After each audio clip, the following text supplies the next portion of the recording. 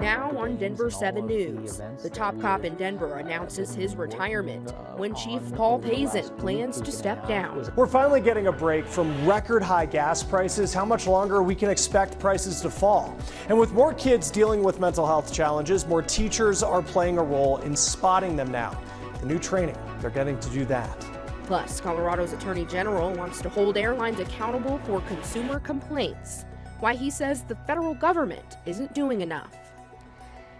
Thank you for joining us. I'm Micah Smith. Denver Chief of Police Paul Pazin has announced his retirement. He informed Mayor Michael Hancock that he plans to step down on October 15th. Now, Pazin has served as Chief of Police since 2018 and has been an officer in the department for 28 years. Mayor Hancock has appointed Ron Thomas, currently the department's Division Chief of Patrol, as his nominee to be the next chief. Thomas will become the acting chief on September 6th as Pazin transitions out of the role. Denver Public Schools are meeting with its teachers union today, hoping to hammer out a new contract before the current one expires at midnight. The main focus of these negotiations are salaries and benefits. The teachers union is asking for a 3-year contract with a 12% cost of living increase. They also want pay increases which depend on experience and education level. The superintendent says he's confident they will reach an agreement before the deadline. If a deal isn't reached, teachers could potentially go on strike. Well, we have been talking about how school districts across the country need teachers, and today the White House announced a new plan to recruit them. The Biden administration is working with job search companies to help districts fill positions. Indeed is hosting virtual hiring fairs for teachers and other school staff. Then you have Handshake, which is a company that helps college students find work. It is reaching out to undergrads in education. And ZipRecruiter has a new online job portal specifically for K through 12 teachers. Our goal is to staff the public schools in America, and then more importantly, highlight how many great opportunities there are. ZipRecruiter's CEO says that you can find all of the open listings in one place. It's on a website called schooljobsnearme.org. Tens of thousands of positions are already on there.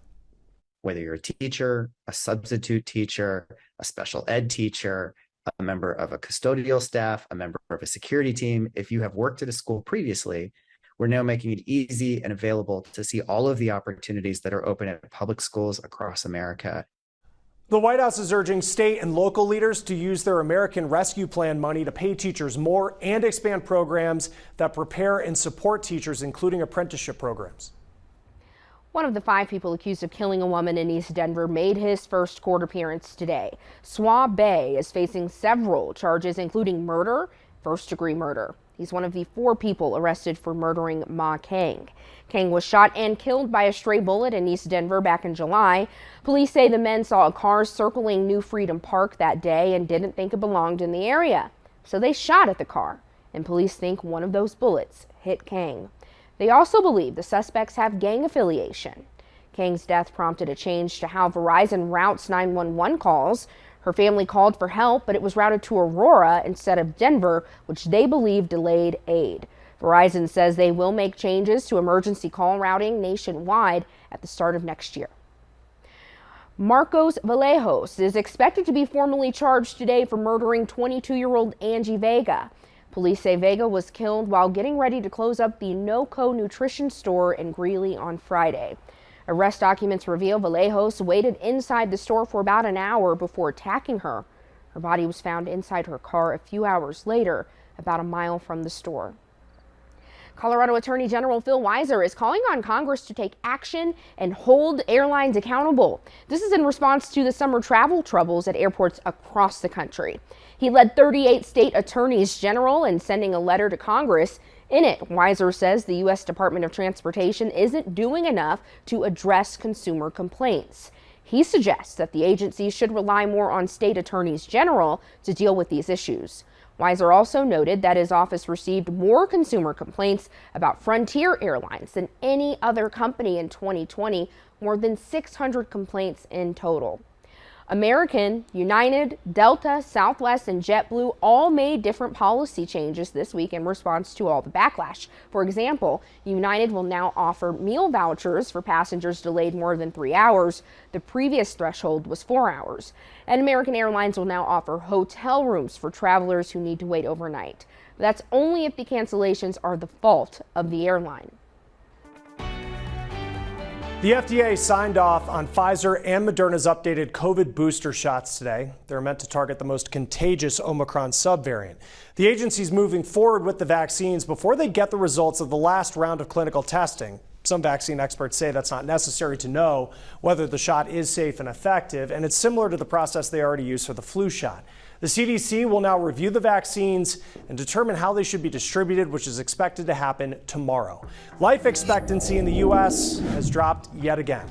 That is new data coming in that we're topping the news feed with. The 2021 average is now 76 years in 1 month. It was 77 years in 2020. The last time life expectancy was this low was back in 1996. CDC is blaming COVID as a big reason for this recent decline. Spending time in the ICU may be associated with double the risk of developing dementia.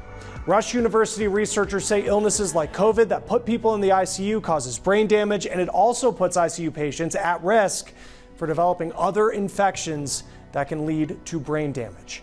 President Biden has declared a state of emergency for the water crisis in Jackson, Mississippi. That is where this video is coming in from. The system has had problems for years. The city's been under a boil water notice since late July, but this week, the main water treatment facility started failing, and now people are dealing with no reliable running water. And with gas prices falling more than 70 days straight, we're getting answers on how much longer we can expect this trend to continue and what could cause another drop soon.